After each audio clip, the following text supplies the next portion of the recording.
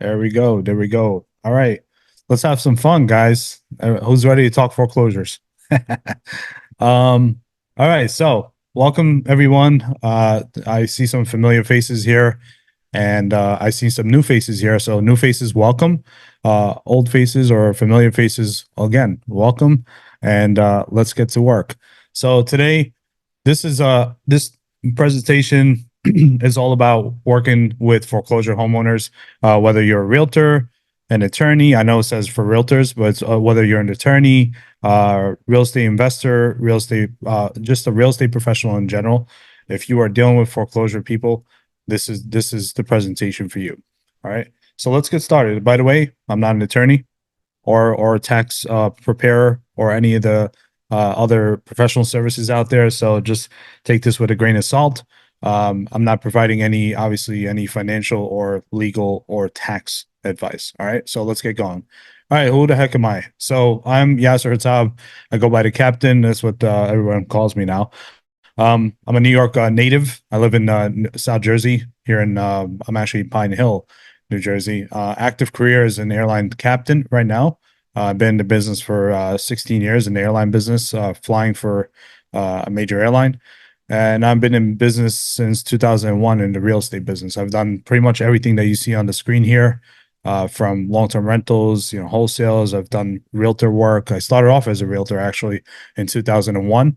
And in 2008, I actually started in the short sale REO business and everything foreclosure related. So, and that was Michigan 2008. So that was a very interesting time. You guys remember 2008? For those of you who've been long enough, 2008 was a very interesting, very interesting year.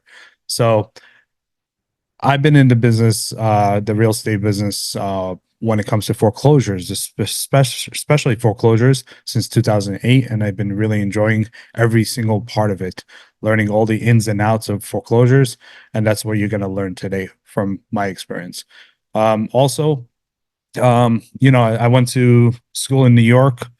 I went to Baruch College. I got a business degree there as well. So, I am a business guy and a serial entrepreneur as well.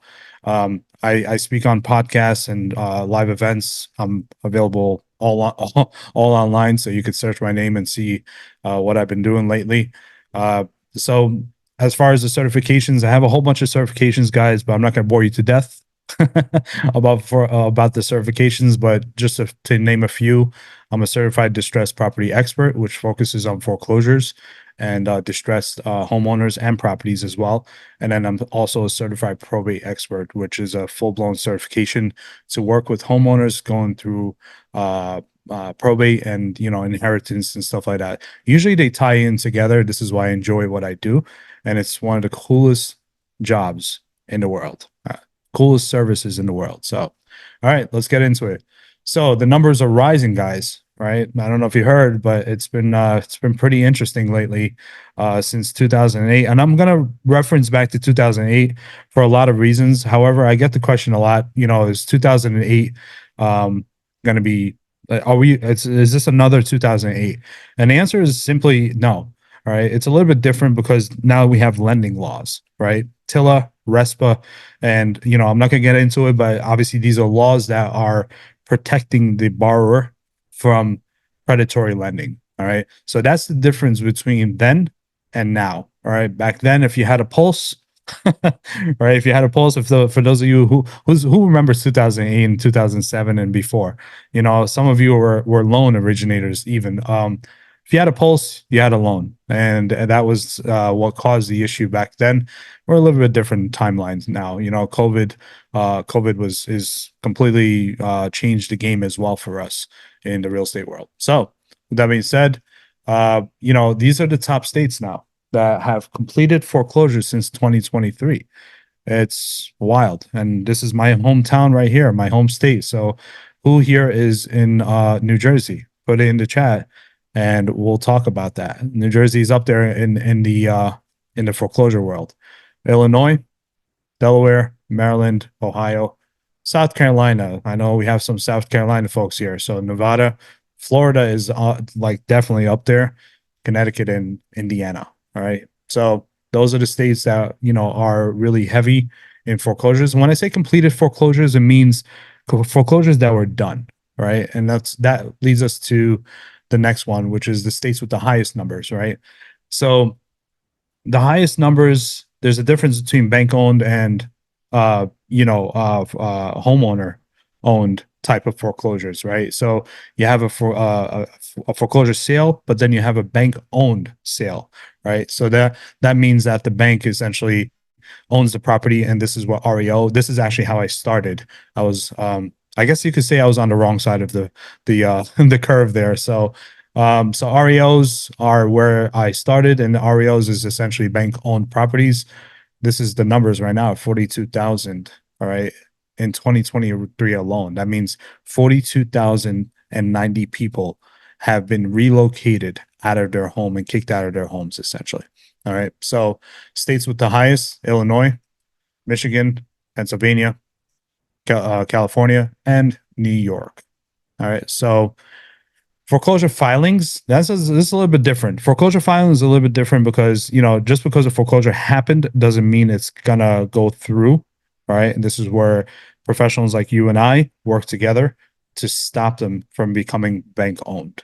All right. So we're essentially now we're on the right side of the curve, which is pre-foreclosures. Right. But this is what happens with foreclosure filings in 2023. They've been up 10% over 2022 and a whopping 136% over 2021.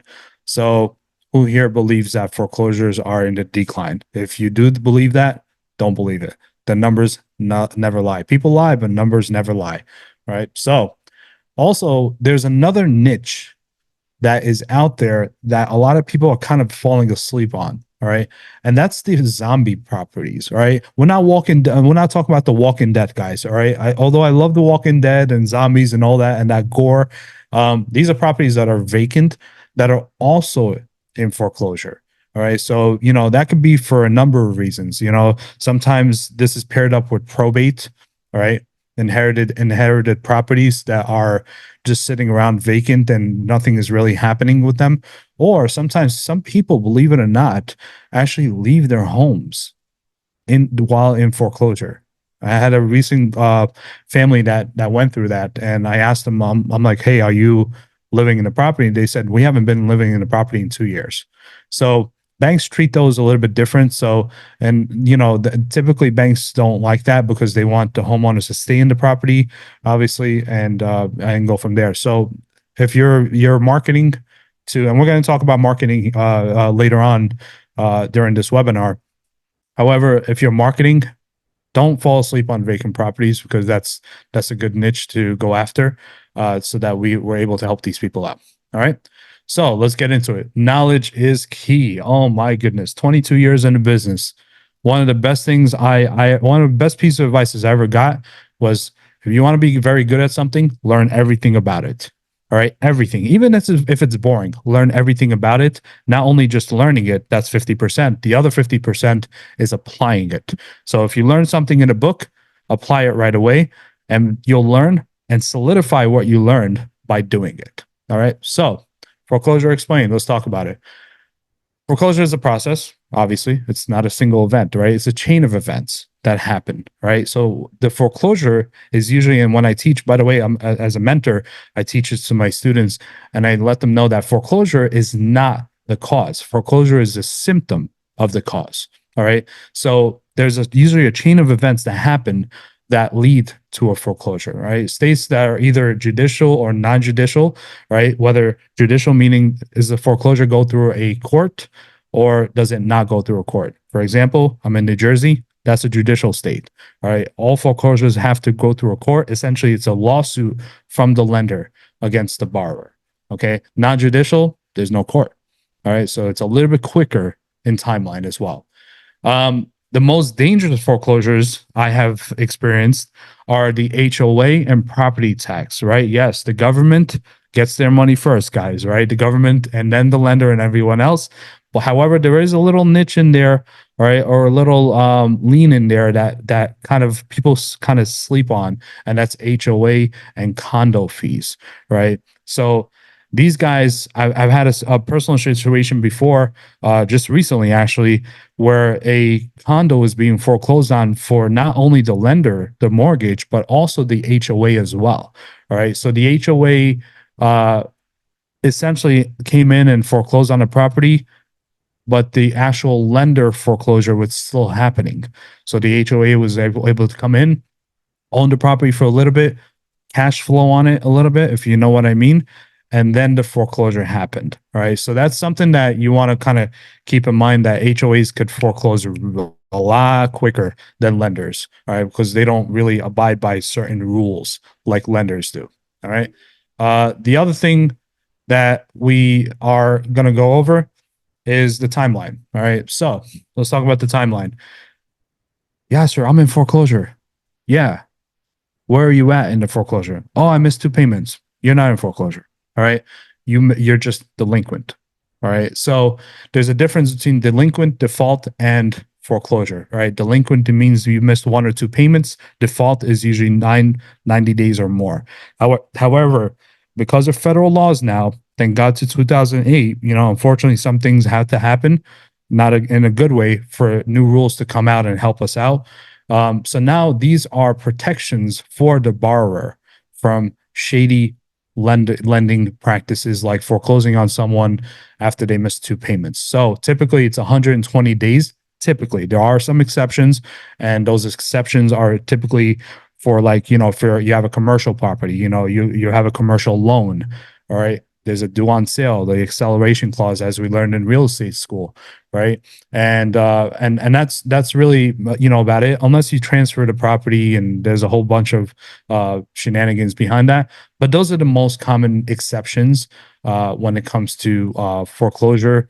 Not, the lender's not meeting the 120-day minimum, right, to start the foreclosure process. If it's judicial, that is the time that they're actually going to start opening up a lawsuit against the borrower. If it's non-judicial, that's the process where they're going to start the full-blown foreclosure with the notice of default and all that stuff. So we'll talk about that. All right. Legal notice. All right. This is the if you're in the judicial state, that's called a notice of lis pendens, right? And lis pendens is just a Latin term for notice, right? It's a Latin term for this is a lawsuit, right? And that's what it comes down to. If it's a non-judicial, it's called a notice of default, and that's what I was talking about just now. All right.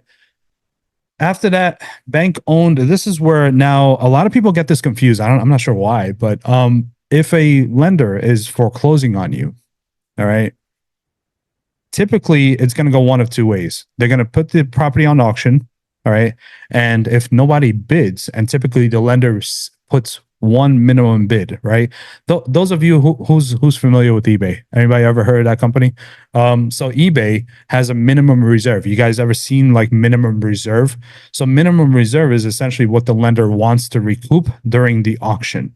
Okay, that they are one of the bidders. Okay. The reason why they do that, if they don't do that, they don't get to own the property.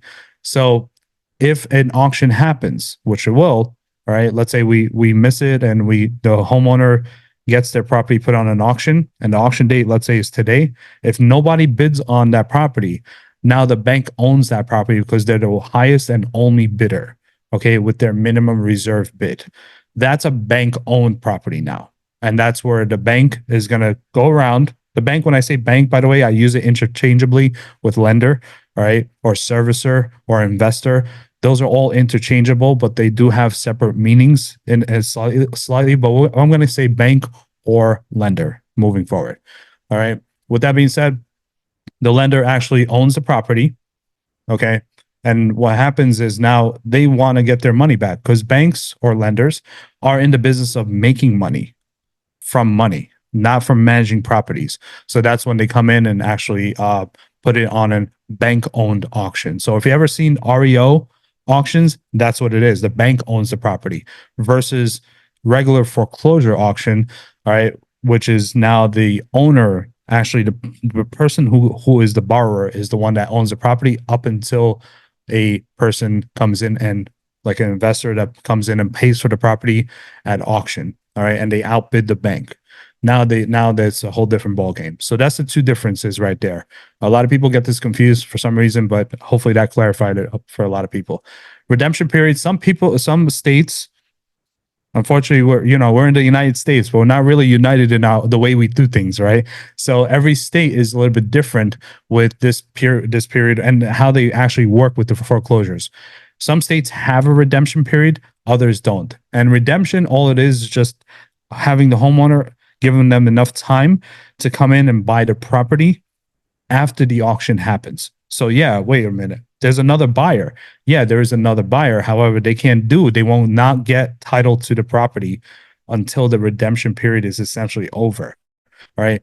For example, in New Jersey, the redemption period is 10 days. Okay. So I would highly suggest that if you're in your local market, take a look at your foreclosure rules in your state, and that'll solve it for you and give you a good idea of what that period looks like.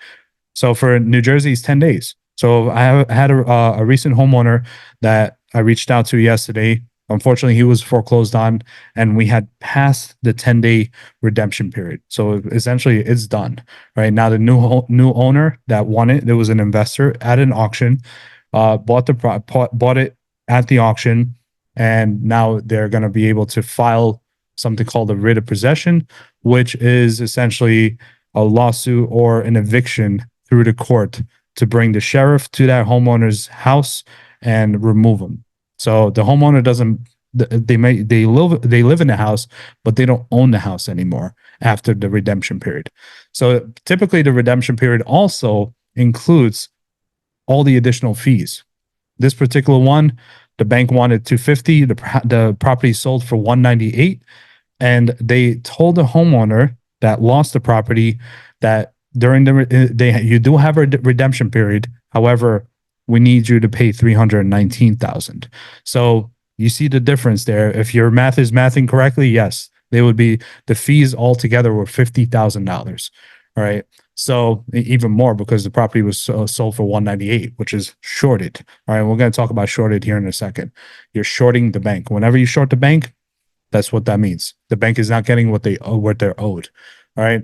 But some states don't have a redemption period. So when the auction happens, done deal. All right. There's no ifs, ands, or buts about it. Whoever bought the property at auction is the new owner immediately. All right. Some states like Michigan have that's my near and dear one, have an auction, a redemption period of 6 months. Now imagine as an investor or as a realtor or someone who wants to buy a property, even if you want to buy the property at auction to fix it yourself, let's say you're a DIYer, you actually cannot or shouldn't, nobody's going to stop you from working on the property, but you shouldn't do any work on the property until that redemption period is over, because the chances are that person is actually going to, see if they could figure out a way. But realistically, out of 10 foreclosures that happen, I want to say from my experience in 16 years, probably one or two of them are realistically going to execute the redemption period. So the chances are low, but hey, it could happen. All right. So that's why redemption periods are very important. That's why knowing your state laws in foreclosure are very important as well. There's federal, then there's state specific laws. All right. Deficiency judgment. Again, this is what I just mentioned. If you're shorting the bank, meaning anytime you use the word short, that means that the bank is not getting what they are owed. Okay. Sometimes the bank can go after these people, all right, personally, and put a judgment on their personal credit, right, for the difference. So, for example, I had that guy that I told you about, that reached out to me. Essentially, the bank wanted 250. The property sold for 198. So there's almost a $50,000 difference. And we're going to talk about some exemptions to this, but typically, and this is going to be ending very soon here, the protections for these people being foreclosed on. But typically that 50,000, now the bank, the homeowner that got foreclosed on actually will be on the hook for that $50,000. So that's something that you want to kind of take a look at and make sure that your state allows it or it doesn't. Okay. So what happens with the foreclosure consequences? Some of this is very high level and very basic information, but I would like to still cover it to make sure that you guys have it. All right. Foreclosure can remain on your credit for up to 7 years. Holy moly, man, that's a long time. I don't know about you guys, but that's a long time. They typically, from my experience, I've seen them go, 4 to 7 years or 5 to 7 years. To be able to start at least starting to clean up their credit. However, they must disclose on a mortgage application or any kind of application for that matter, even job applications, that they have been through foreclosure. So this is a long-term effect. It's not just losing your home. This is, and you guys know, personal credit is very important and business credit is very important in this world. All right. So credit scores can be significantly lowered. When I say significantly, I mean 3 digits at a time significant. All right. I've seen one homeowner recently that went from a 680 down to a 520 in one shot. That's horrible. All right. So so it's not just the immediate impact, it's the long-term impact of it as well, which is pretty devastating for some people. All right. But here's more personal effects that happen to these people. Sometimes some people are in positions where their personal credit is on the line. So their employment is based on their credit. All right. So this could cause a lot of issues for a lot of people, and, it could cost them their current job, like what I was saying, and their security clearances. Man, I worked with a guy recently, a couple months ago, that had a high level security that got revoked because of his foreclosure. He reached out to me, unfortunately, too late. And it was devastating to have to let him know that, you know, your effects are pretty bad. But he actually topped it off and said, dude, I actually lost my security clearance and even my job because of this. So when it rains, it pours. All right. So this is where we have to come in and help these people out. All right. Many jobs and professions like law enforcement, government jobs, right? That's a pretty prime example of that.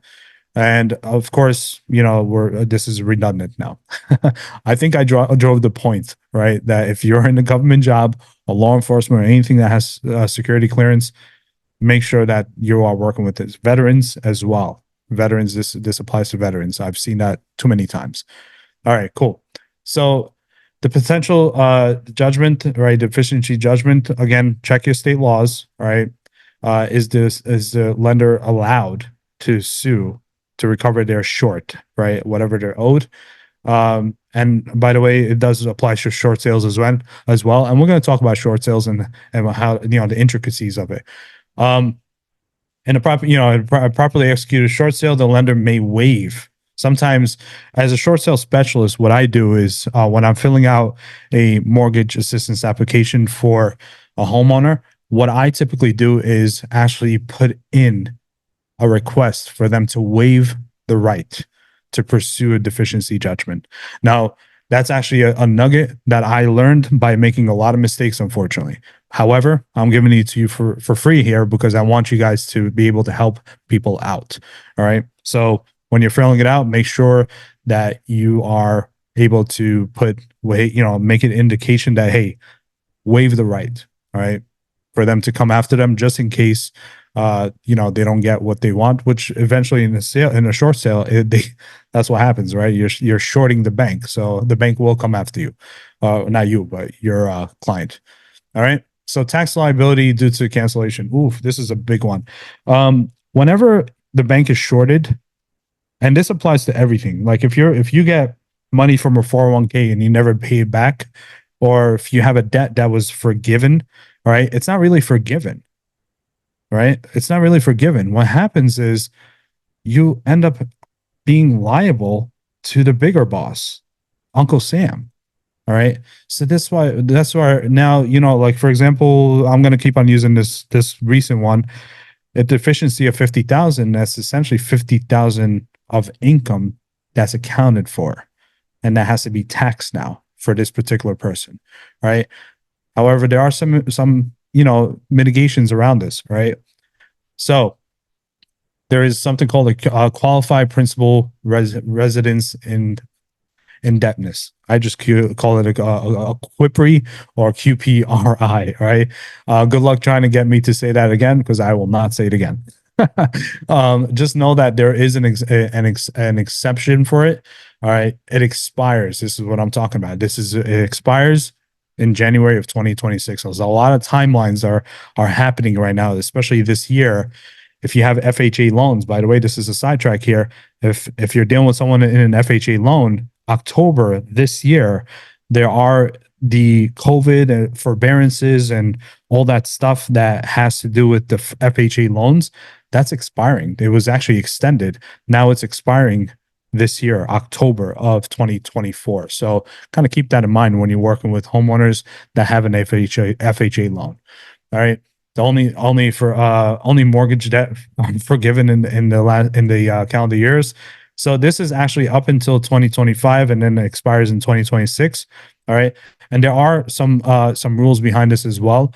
It has to be a primary residence. All right. It can be an investment property. It can be a rental property. It has to be the person's primary residence. Right.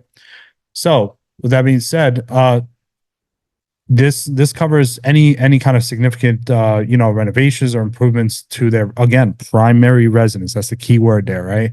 The numbers are 750. However, if they're married and they're filing separate, it's 375,000. That's how much forgiveness they could go up to. So that's a pretty significant amount. All right. Prior to this date, the taxpayers could exclude up to $2 million. Look at that. So they're really shortening the timeline and the amounts as well. And this comes straight from the government. All right. So kind of keep that in mind. Put January 1st, 2026 on your calendar as an expiration date for QPRI. All right. If the homeowner doesn't qualify, right, they may qualify under other options, such as insolvents, and bankruptcy. That's where individuals like myself are able to work with this, and good attorneys actually know this as well. Good attorneys. That's the key word there. All right. Homeowners should not should always obviously speak with the professional, tax professional and our attorney as well. All right. So when I'm introducing this, I get up to a certain point, just kind of educate them on it, and then let an attorney. So if you are an attorney watching this or a tax professional, yeah, we work with you guys too. All right. People like me, and I'll explain what I do at the end and how to reach out to me so that we could work together. I'm always open to working with everyone in the real estate business. Attorney, realtor, investor, tax professional, doesn't matter. I work with everyone, right? To make sure my main goal, my main purpose is to stop foreclosures. All right. So foreclosure is not the only option. This is the ultimate decision. All right. And the reason why I say ultimate decision is because it's going to come down to one of two things. And I'm going to use examples as I'm going of my real life, with working with homeowners and foreclosure. I usually ask them the first question ever. Right? First question right off the bat. Are you looking to stay in the property or are you looking to sell it? This is the two-prong approach. All right. And that's where it comes down to. All right. So let's talk about keeping the property first. All right. So reinstating the loan. It's a viable option if the hardship was temporary, right, and has been resolved, meaning that there was a little bit of a hiccup in their income, a kid was sick, or whatever the reason was. But it was just like a little hiccup, pretty much. Think of it like a heartbeat, and it went like that. That's literally how that looks like. So it's not a permanent thing. All right, permanent thing would be loss of income altogether. Right. So reduction of hours, reduction of work, reduction of pay, income, whatever it is. That's where this comes in, right? To be able to, and that's one of the other questions I ask is, was this a temporary patch or is this a permanent thing that's going to happen, right? Because that's what's going to determine for me as a foreclosure specialist to be able to know which way to go with this, right? Can be usually done up to the bank sale date. This is state specific as well, but typically lenders do want to work with homeowners and someone who's qualified to work with them to mitigate the loss, right? Because banks are not in the business of owning property, but if they have to, they will. All right. So just kind of keep that in mind. They are more inclined to work with people who know what they're doing and homeowners who are very savvy as well. So that's something to keep in mind as well. all past due payments and late fees must be paid in full prior to the sale. Yeah, absolutely. I mean, that's actually one of the best ways, right? So if, I had a primary example of this is I had a homeowner that owed around $50,000, and we worked down ways to be able to have him come up with the $50,000. The bank wants their money. By the way, you're going to have homeowners. I'm pretty sure you've seen this. For those of you working working in the business, you know, there are homeowners that will tell you, "Oh, the bank won't take my money." Yeah, that's true. So if you're delinquent, or if you're even in default, or even in pre foreclosure, full blown pre foreclosure, meaning past 90 days, the bank is not going to want your $1,500 a month, $2,000 a month payment.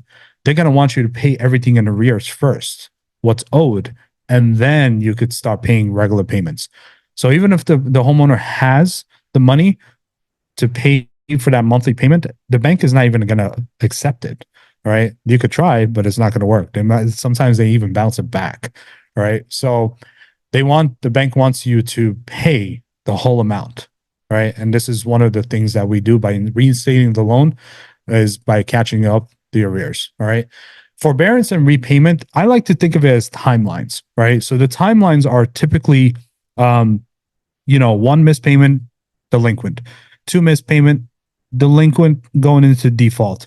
And then a little over, 75 days or more, that's now you're going into default land, right? So 90 days or more typically is the default, right? So forbearance and repayment plan works in a way where it's a short-term thing, right? It's a temporary patch is the way to look at it, right? It's a viable option if a hardship was temporary and has been resolved. Again, a hardship could be anything like, temporary, reduction in hours, reduction in pay, stuff like that, right? Borrower or the foreclosure expert like myself contacts the lender for approval, right? And the borrower may be allowed to make their payments over time. All right. So typically the way that looks is, well, obviously some of you have seen the forbearances. A lot of the COVID forbearances have been removed during 2023, as of like the middle of 2023. So those forbearances are essentially a permission for the homeowner to miss payments without affecting their credit. But eventually, that money has to get paid when the forbearance is over. My experience, forbearances happen in threes. So 3, 6, 9. I very rarely that I see 12, but sometimes, depending on how well you negotiate with the bank, you could get 12 months. And I'm very good at what I do with the banks, and I've had a lot of situations where I was able to get 12-month forbearance, which is pretty amazing, honestly. Because forbearance is a temporary thing. Repayment plan is a little bit different. If the mortgage was, let's say, $2,000 a month and they were 5,000 in arrears, what the bank does is, hey, this was a temporary patch. I get it. We'll let you pay the $5,000 over, again, threes, right? For some reason, banks love to work in threes. We'll let you pay the 5,000 over 3, 6, 9, sometimes even 12 months, depending on how well you negotiate it. But that difference now, 5,000 to, let's say, 5,000 over 6 months, that payment is actually going to be added on top of what the normal mortgage payment would be. What do you think the chances are that homeowners are actually going to be able to pay that? Probably slim to none, right? So that's something, but there's still a payment, still an option to be provided to these homeowners, all right? So normally, it doesn't, does not fully reinstate the mortgage until the plan is completed, right? I see a typo there, but completed, right? So essentially, you're kind of being watched by the bank, right? Refinance. Typically, I've had a handful of situations where I was able to catch the people in time before they even started getting into delinquent stage. So that's really the key here, right? The credit hasn't taken a hit. Anybody know how much, typically, on average, how much of a credit hit homeowners experience on their first missed payment? It's wild how this works. I've seen as low as 45 points lower, all the way up to under a little over. I want to say at one point I had one that was 160 points hit because they missed one payment. Holy moly! Right. So try to see now if you could refinance with the lower payment like that, a lower credit score. Not going to happen, right? So that's why I'm always able to, help them out, try to see if I could catch them before they even get into that. Now, typically I look at stuff like, are they missing car payments? Are they missing other payments? Or do they have credit card debt? So now it's a bigger, remember, foreclosure is the symptom. Not being able to pay is what's causing the issue, right? But why are they not able to pay is the key here, right? So that's why we want to be able to get in front of the foreclosure, the pre-foreclosure, or even in front of the delinquency. In this case, with the refinance, to be able to help them refinance to something different. Nowadays, interest rate as of today is 6.82%. So if they have a 3% interest rate from 2020, it's going to go up. So what do you think their chances are with refinance really helping them out nowadays in 2024? Probably not, right? But this was a great option 3 years ago when interest rates dipped down to 2.75 at one point. So that was a great option for them. So keep it in your back pocket when we do get into lower interest rates, which is happening in 2024 as of this recording. So loan modification. Oh, my favorite. All right, let's go. Loan modification may reduce the payments by lowering, there's several ways, by lowering the interest rate, right? So typically banks, from my experience, I've seen banks go 1 to 2% below what the market rate is. So if we're at 6.82, let's say, they could reduce it as far as 5 or even 4.82%, which ultimately lowers the payment. However, there is another one where they can actually do a repayment, extend the repayment, right? So if I give you $10 and tell you, hey, give it to me over 10 years, that's $1 a year, right? But if I tell you, you give it to me over 20 years, that's half a dollar a year, right? 50 cents a year. So that's why, we're able to, banks typically look at the extending the period. I've had loan modifications approved over 40 years, and I've had some that were done over 30. All right. The point is the bank is trying to reduce the payment. Okay. So that, hey, we're going to consider a loan modification if you could afford something lower based on your income. We're going to talk about it here in a second. Right. But also, all right, principal forgiveness. So meaning if you owe 300,000 left on your current mortgage that you're behind on, right? When I say you, I mean the borrower, obviously, right? 300,000. What the bank does is, hey, I'm going to take 100,000 off and either forgive or postpone, meaning that 100,000, most of the time, by the way, banks never leave money on the table. I'm going to tell you right now, it's very rare that it does, but I have had cases where they actually forgave almost 150,000 at one point. Okay, depending on how bad the situation is. So what happens is now the bank takes the 100,000. Let's say it's a $300,000 balance. They take the 100,000, they put it into a secondary lien. So now the main lien, right, 200,000 is a lower amount. So if you owe a lower amount, a lower, bigger amount, right, like a 200,000, that your monthly payment will come down. Once that's done, that first one is paid off. The second one comes into play, the 100,000, and now we could make payments on that 100,000, or refinance out, or even sell the property, which wipes out both liens. The first one, the 200,000, and the second one, which is 100,000. So it's so many ways that banks work. And guys, there's no cookie cutter when it comes to foreclosures, right? This is literally a case by case basis based on the individual's needs and their financial situation and the lender as well.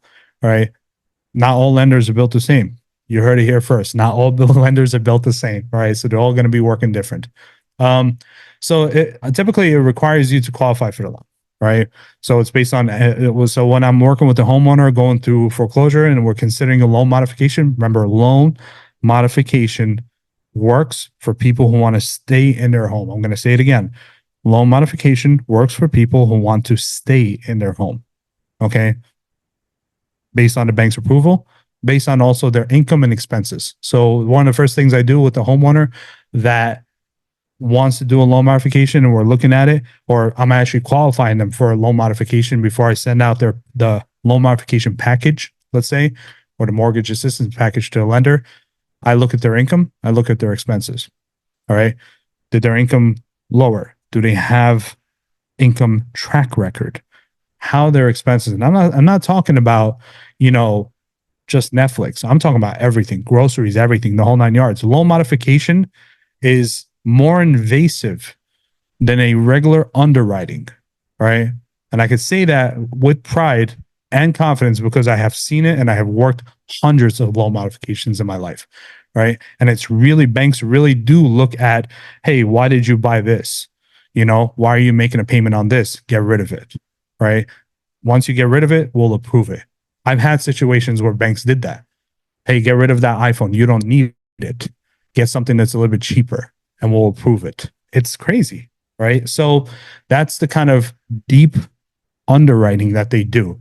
If there is a homeowner that has adult kids who are working or a spouse that's not on the loan, that person is considered a non-borrower and they're still part of the income that's included as well. All right. So kind of keep that in mind when you're working with homeowners. One of the questions I ask homeowners all the time: do you have kids? Yes. Your husband working? Your wife working? Your boyfriend, girlfriend? Do they live with you? Are they 18 years old? Do they work? Yes. Do they produce income? Yes. Great. We need their financials as well. All right. So that's because lenders are going to be looking at that. So they're going to include now they're not going to be on the loan. Sometimes they are, but most of the time they just put them as non-borrower income. Right. So they're accounting for the adults living in the house who are producing income as well. All right. Drop some love in the chat. Some hooray and let's make things happen. All right. I'm having a great time with this. Who's having a great time? Drop some love in the chat for me. All right, cool. So sometimes, it results in a higher mortgage payment though. So kind of keep that in mind. All right.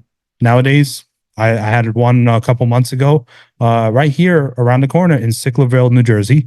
And the guy actually went from a $1,300 payment to an $1,800 payment because the interest rates were higher. Now, we didn't accept it. We didn't like it. Right. So you have a timeline that you could accept a loan modification approval. Right. So just keep in mind with loan modifications, and I have to plant this seed here. All right. Before we continue, it's not on the slides, but I'm going to tell you this: the earlier, the better with loan modifications. Meaning, I can't have someone in foreclosure with an auction date right around the corner and try to file for a loan modification. It's not going to happen, right? It is not going to happen.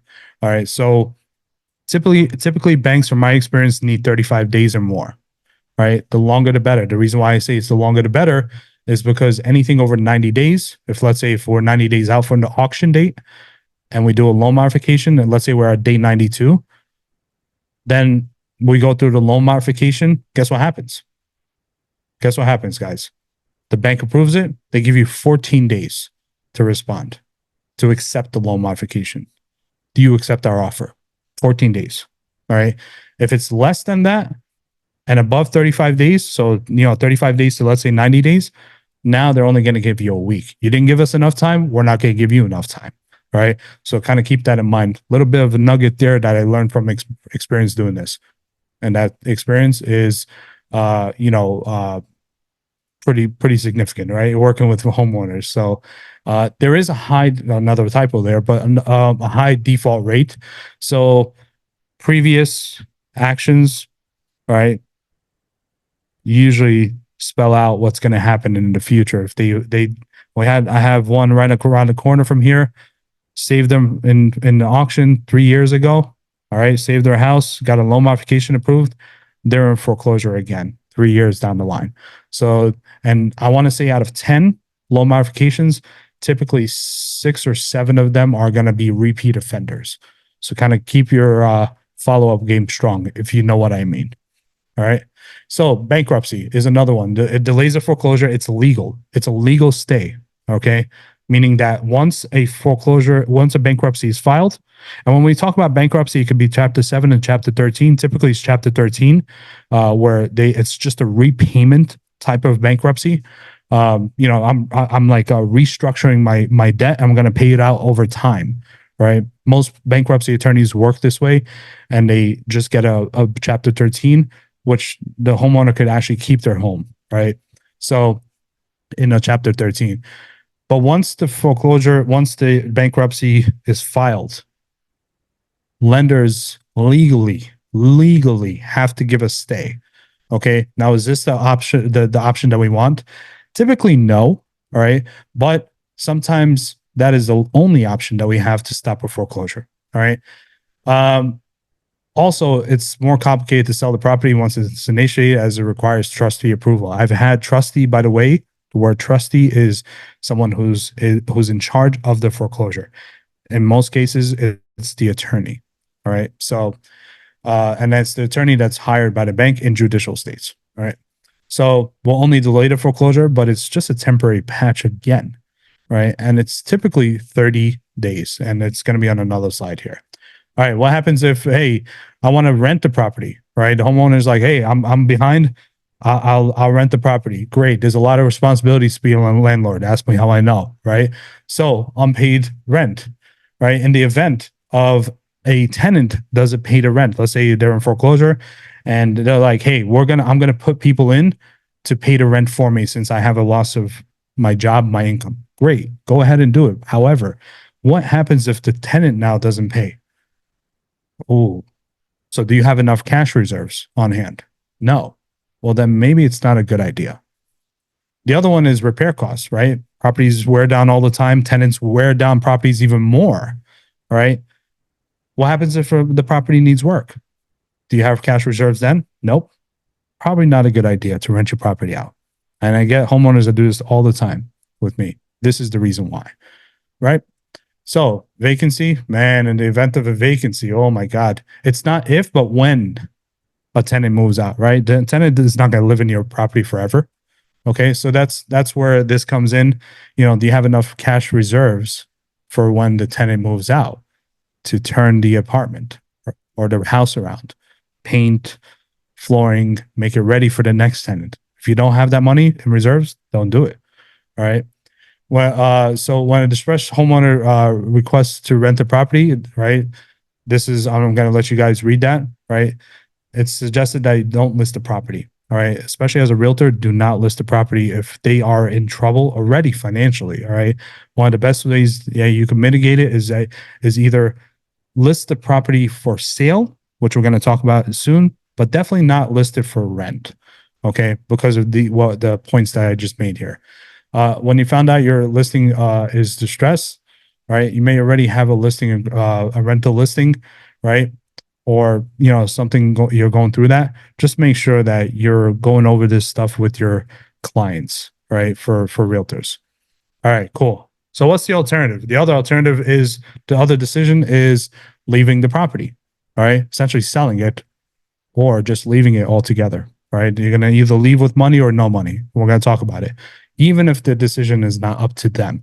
Most of the time, 8 times out of 10 homeowners, eight out of 10 homeowners want to stay in their home. Great.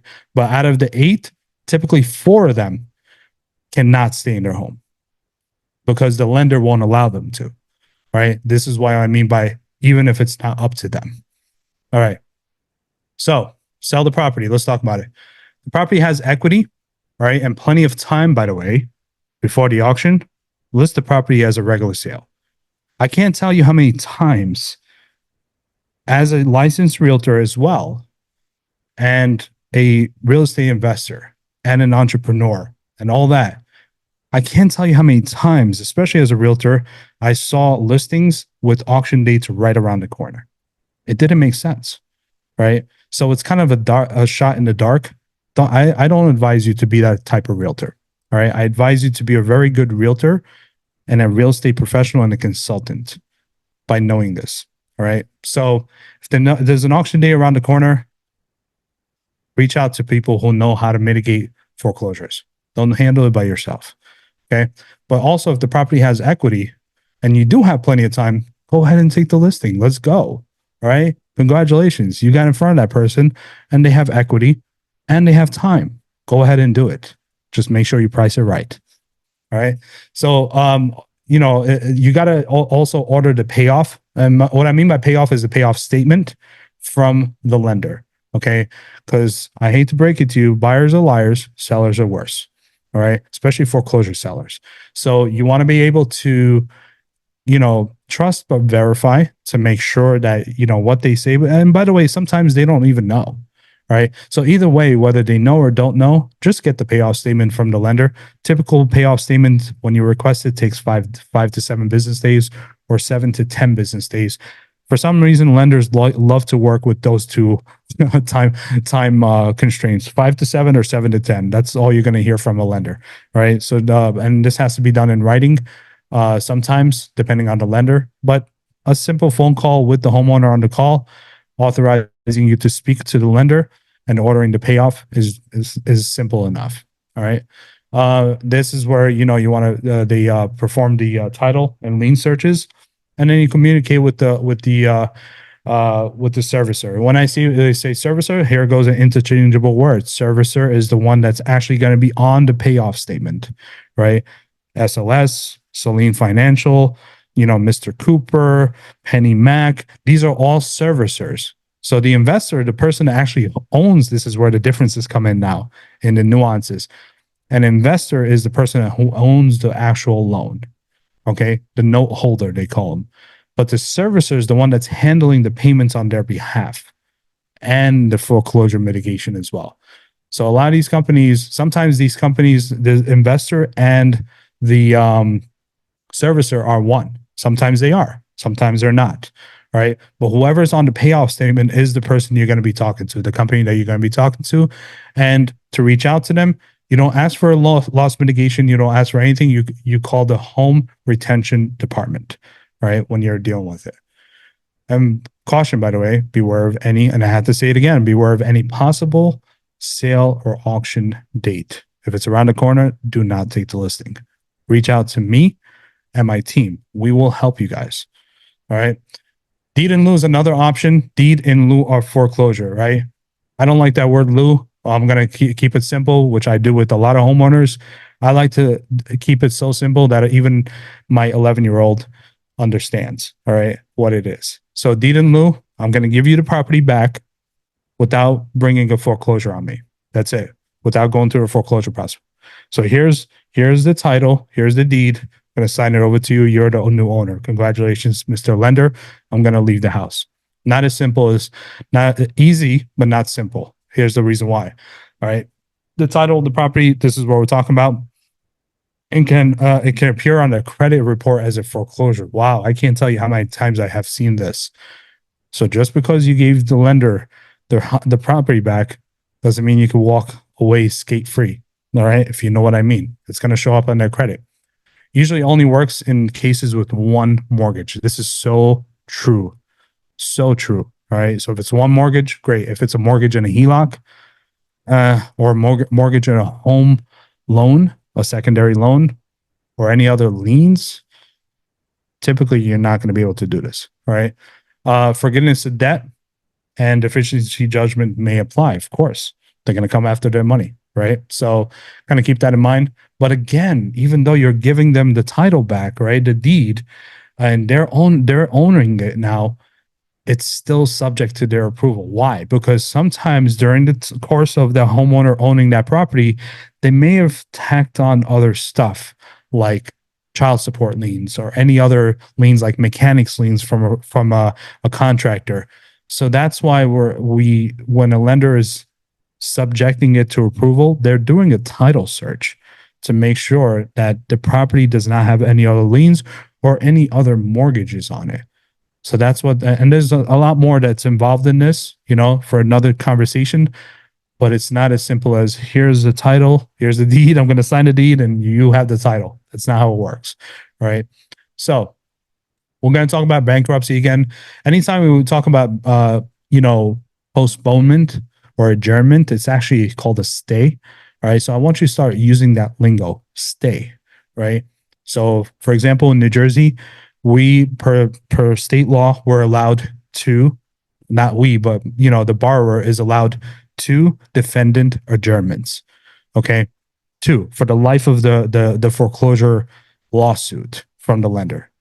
The other side also, meaning that the plaintiff or the lender is allowed two as well. However, there is another caveat to it, and this is in New Jersey only, by the way.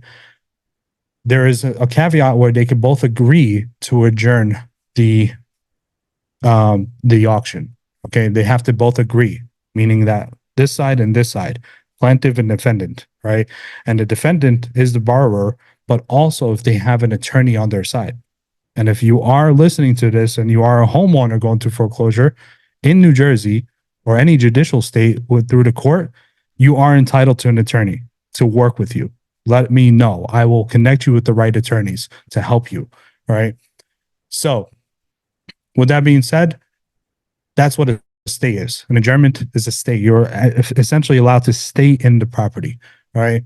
So bankruptcy does that, right? It's more complicated because sometimes a trustee, aka the attorney or someone, the person that's handling the foreclosure in non-judicial states like Georgia or Texas, the trustee has to approve it. All right. Will only delay the foreclosure for a little bit, right? But does not equate to a free or no mortgage, right? Typically the stay is only 30 days as well. All right. So it's again a temporary patch. Sometimes we use this to stop a foreclosure that's last minute. And I have had situations where I stopped a foreclosure with 3 minutes spare. 3, 1, 2, 3, right before the auction date. Some in judicial, some in New Jersey, judicial, but it works the same way. All right, cool. But before they file with the court, they actually have to go through a credit counseling course that's approved by the state. In this case, it's also federal, right? Where the federal bankruptcy rules, they actually list all the approved online courses. Typically, it's anywhere from 20 to 40 bucks, and it takes anywhere from like 30 minutes to a minute to an hour to do. And this is a required document that's required to file the foreclosure. I'm sorry, the bankruptcy with the court. All right. So once they complete the course, and the course goes over income, expenses, how do you manage a budget, everything financial, because there's a reason why they're filing for bankruptcy. That means they didn't manage their money correctly. There's also a reason why they're in foreclosure, because the money wasn't right. Okay. That's what the credit counseling is for. Once they complete that course, you cannot do it for them, by the way. All right. Don't do that. All right. Work with integrity. They're going to take that course. The course is going to produce a certificate. The certificate is going to go be attached to the bankruptcy file, right? The application, whether they're doing it themselves or they have a bankruptcy attorney, or even the foreclosure attorney could do it for them. Most attorneys can. Those two documents together are submitted. If they submit it with no certificate, the foreclosure gets denied. I'm sorry, the bankruptcy gets denied. We keep on talking about foreclosure. I keep on not talking about bankruptcy. So when we're talking about bankruptcy here, right? So as far as they cannot submit the application for bankruptcy without that certificate. It's required by law. All right. So kind of keep that in mind as well. So what if the property is underwater and has no equity? Oh, simple. Yeah. So I'm a realtor. I know this. Short sales. Great. What if I told you this is more than short sales? All right. This is when obviously for those who don't know, underwater means that the property is worth less than what is owed on the mortgage. Okay. So they're underwater essentially. All right. There's two ways. There's an on-market method, right? Which is short sale. And anytime, remember we talked about this, anytime we use the word short is when we are shorting or not giving the bank what is owed to them. In a situation like this, the property is worth less than what the bank is owed. So yeah, the difference will be the short. So that's where the short sale comes in. We're going to talk about it more in detail here in a second. Off market, right? This is where investors like myself come in and work with, and others as well, who are not all investors are built the same way, by the way. Just got to have to point that out. Not all provide cash offers. Okay, or lowball cash offers in that matter. sometimes it doesn't make sense for the homeowner because they owe so much. This is one of those situations. All right. So cash offer won't work. And I've seen this happen. It's like watching a donkey hit its head in a brick wall. That's literally what that cash offer looks like. It doesn't work. Okay. So that's where subject to comes in. And we're going to talk about it in a second, but a subject to is a little bit different where you take over the mortgage payments without assuming the loan. We're going to talk about it here in a second. Again, I have to say it again. Not all investors are built the same way, but also not all title companies and attorneys are built the same way. So they don't know how. Not everybody knows how to handle subject to transactions, you know. But they are possible and they're absolutely legal. All right. If you heard otherwise, I'm gonna tell you right now.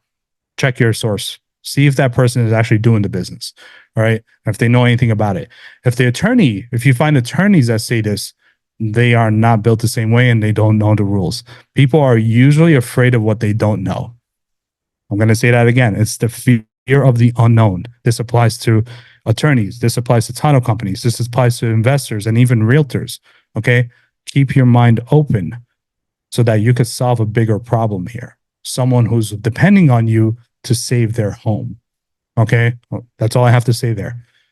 And yes, they've been going around. Subject to has been in the business for decades. Okay. And lately it's been happening more because of the way the market is working right now. All right. Short sales explained. Let's talk about it. Property must be on the water. All right. Absolutely true. Right. So short sale, it obviously includes the closing costs, right, and the commissions and all that stuff for the property to be sold. A short sale takes place when a contract is submitted to the bank for less than the amount owed. Okay, and we talked about that. The bank accepts the offer and they release the title allowing the sale to take place, but it's not intended to be a hey, get me out of jail or mortgage. Some people call it the mortgage jail. I run into people all the time that say that to me. Oh, my mortgage is like jail. I'm like, yeah, but this is not a get out of jail free card. All right, so kind of keep that in mind as well. And it's only for those who qualify. So the bank actually has to approve. Anytime you deal with the bank or the lender, they have to approve it. As you saw with deed in lieu, you would think it would be simple, but it's not. They still have to approve it. Okay. The one that controls the money controls the situation. That's as simple as that. So we're playing by the bank's rules, but the banks are playing by the law rules. All right. So how the federal and the state government sets the rules is how they have to play by. And that's where people like me and like attorneys and other professionals who are working in loss mitigation know the rules to be able to back the bank off these people's back. All right. Lender review doesn't start until buyer, right, signs an executed purchase agreement and proof of funds is provided. Okay. And proof of funds is, as a realtor, I think of proof of funds as what? What's the most common proof of funds? Bank statement, screenshot of their bank or whatever. But that's not the only thing. Let's say they're coming in with and this, by the way, this is for retail buyers and investors. If you're an investor buying a short sale, I don't recommend it. I'm just going to tell you right now, short sales takes typically 4 months. And I'm going to say here in a second, right? Boom. It takes 90 to 120 days for a short sale to be done. All right. So I'm going to do a short sale and then I'm going to put an application together. The seller has to sell their property. There's no question about it, right? There's no equity in the property. Short sale needs to happen, right? However, the application does not get reviewed, right? It does not get reviewed until the buyer, an actual buyer. So the lender is going to require the property to be listed with this short sale, a realtor, right? The realtor is going to put some language in their MLS, by the way, right? Under your listing, it's going to say, subject to bank approval, right? That's in layman's terms. That's what it's going to mean. So whenever you're on MLS, I implore you to take a look at their short sales. Once you know how this works now, look at the MLS listings, search up short sales, and you'll see there's language in there that says, and usually it's in additional terms, and it says, subject to bank approval. That is a short sale, right? So that's what this comes. That's where this comes in. So the buyer okay, needs to sign an executed agreement and provide proof of funds. That proof of funds is the pre-approval, and if there's a difference where they have to come out of pocket, there's a proof of funds for that. So essentially, the lender, one of the requirements that the lender needs to do is make sure that the purchase price is covered 100%, right? From financing, let's say an FHA or conventional loan that 80%, that 20% now proof of funds has to be approved, as has to be sent in as well. So pre-approval and proof of funds has to be shown, and it has to be verifiable. The lender will check. Okay, so it can't be just something that you print off of online. I laugh because I got offers like that as a experienced short sale realtor, and I got offers that were not verifiable at all. Right, so be careful with that as well.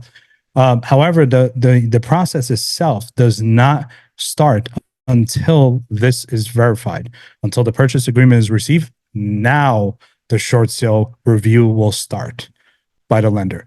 That process could take anywhere from 60 to 90 days, and then give another 30 days for the buyer's bank, the buyer's lender.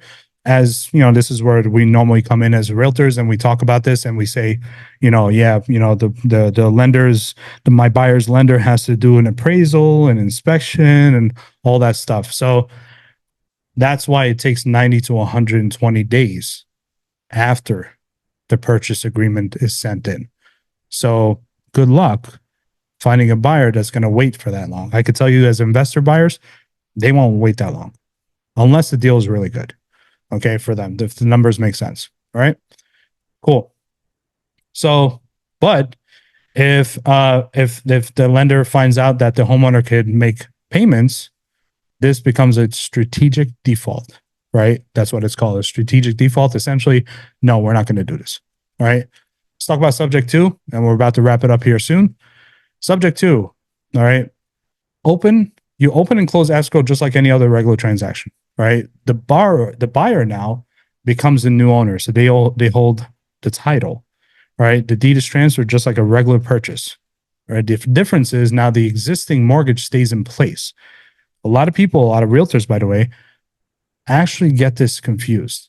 They think that deeds and mortgages are the same. They're not. They're two separate documents that are separated in this transaction. And yes, you could separate them, okay, because there's two separate documents. You can have the buyer become the new owner, and the seller having their mortgage stay in place, right? This allows the buyer to come in and actually buy the property with the mortgage staying in place, so they don't have to go and get another bank to pay off another bank's. Who wins in that situation? The banks, not the homeowner, not the seller, not the buyer. Okay. So the buyer pays their arrears and makes the payments to the seller's servicing company through their own third-party servicing company. Typically, they make very experienced, subject to investors. Not investors. Not all investors know this, by the way. So just kind of be very, very careful who you're dealing with. There's a lot of YouTube University people out there. Okay, so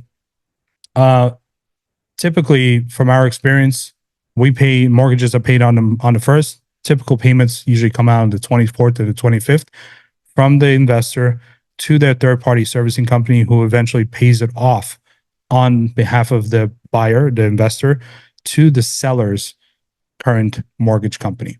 All right. So that's typically how that works. Professional and very experienced subject to investors actually work this way with a third-party servicing company. Some others pay the lender, the seller's original lender, let's say Bank of America, directly. All right. So sometimes they do that as well. All right. Can be closed as quick as a title search is complete. One of my personal favorites will happen last year. It happened in 3 days, guys. We closed escrow in 3 days. That is insane. All right, to think about. So if you want something quick, boom, there you go. All right. So this subject to works really well when the arrears is not too high, right? Where typically it's 10 to 15% of what the property could sell for. And what I mean by sell for is the actual loan amount, the payoff amount. All right. After that, then it becomes very expensive for a subject to investor to come in and do something with this. But it works really well when you don't have time, right?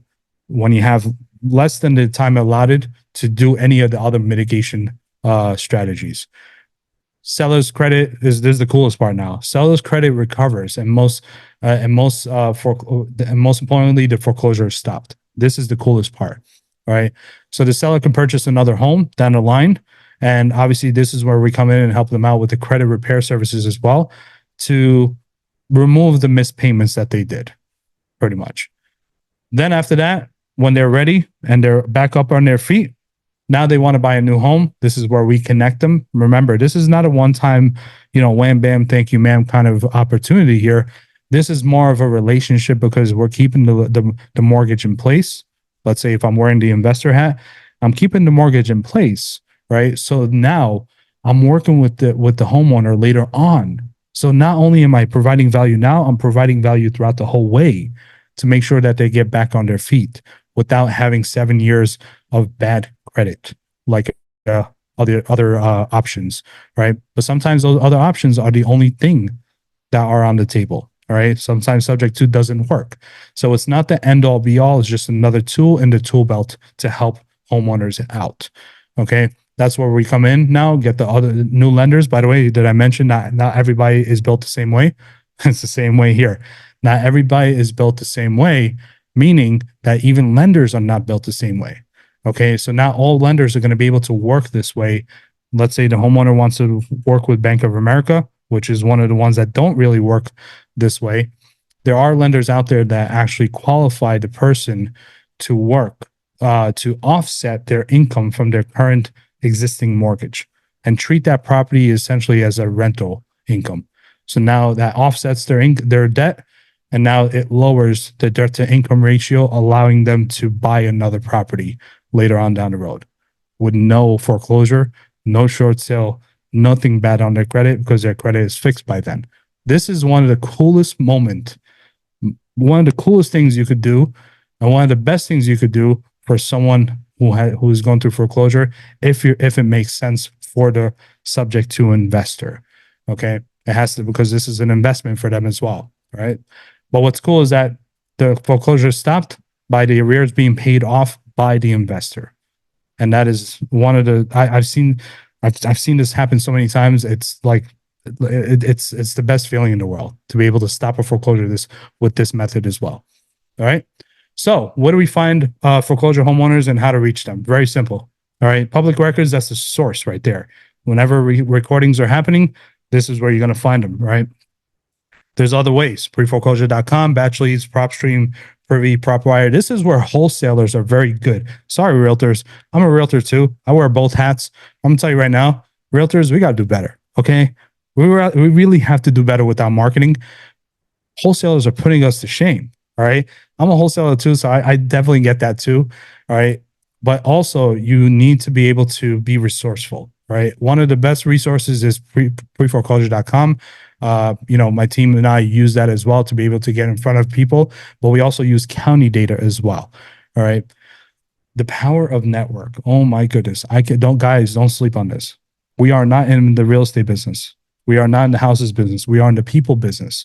All right. If we're able to provide value to people like attorneys, they'll reciprocate it and work with us because we are problem solvers.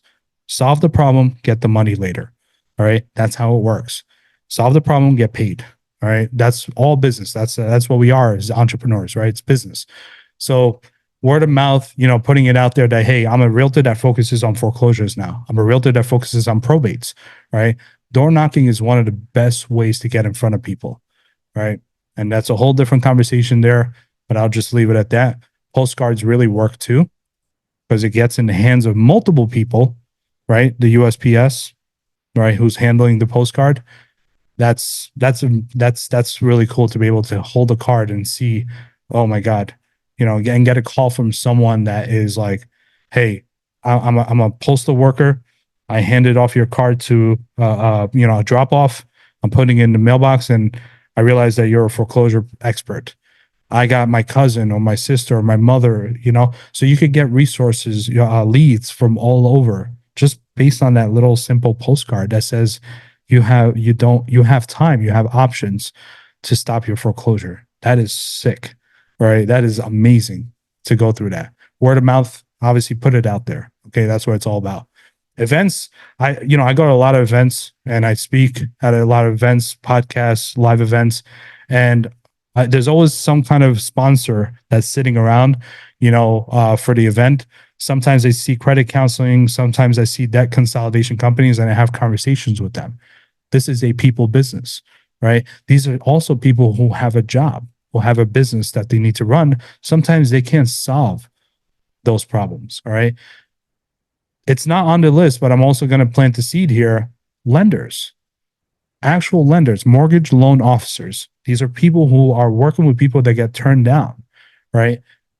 Why? Because they had a foreclosure or they had gone through a foreclosure, or they're trying to do a refinance.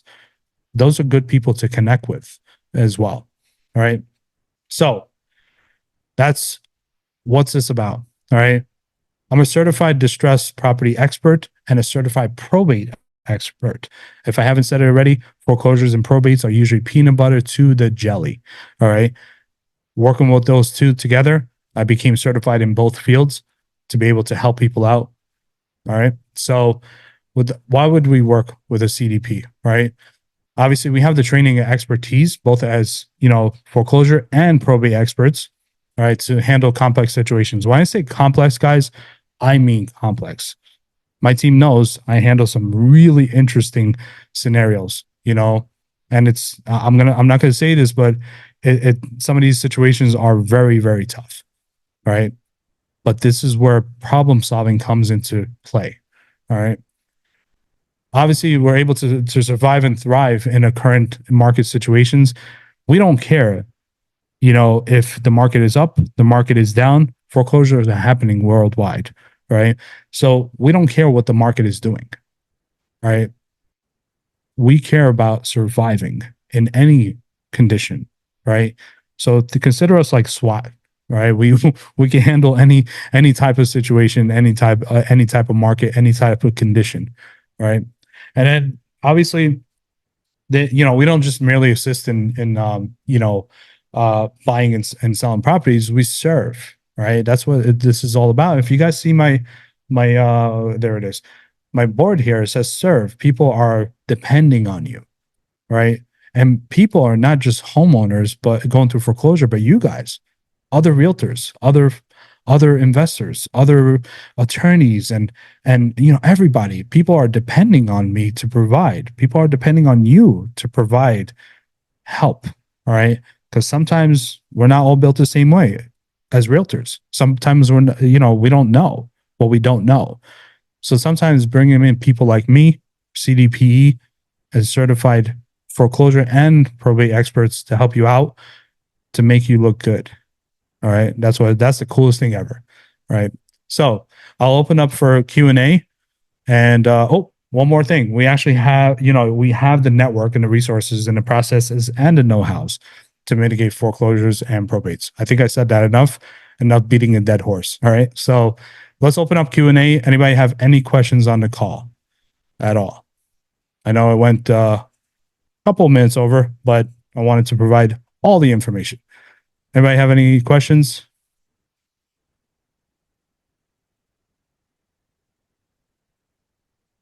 Nobody at all.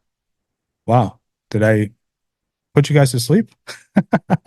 All right. Well, if you guys have any questions, this is actually the next thing. What's the next step?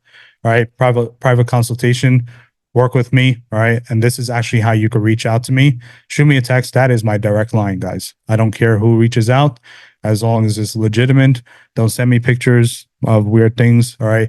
Just reach out to me, send me a text. That's my direct line to be able to work with you guys and work with your homeowners. All right. With that being said, guys, I really do appreciate you. We went a little bit over, but I do appreciate you being here with me today. And I hope that you reach out and work with me and be able to work together as a team to help these people out and put it behind them and make you look good too. All right. Thank you so much, guys. Have a great one.